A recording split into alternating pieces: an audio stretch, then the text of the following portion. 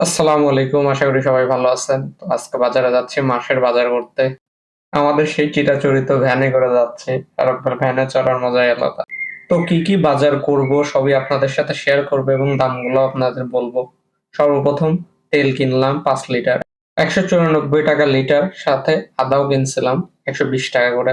তারপর মুড়ির দোকানে গেলাম মুড়ি কিনতে। তো এই মুড়ি আউশ ধানের মুড়ি ৳১০০ আর এইটা হচ্ছে ৳৮০ আর এর পাশে যেটা দেখতে পাচ্ছেন এটা ৳৭০ করে কেজি। তো আমি আউশ ধানের মুড়ি নিছিলাম। তারপর আসলাম কাঁচা বাজারে। এখানে রসুন, তারপর শুকনা মরিচ, কাঁচা মরিচ, আলু এগুলো নিলাম।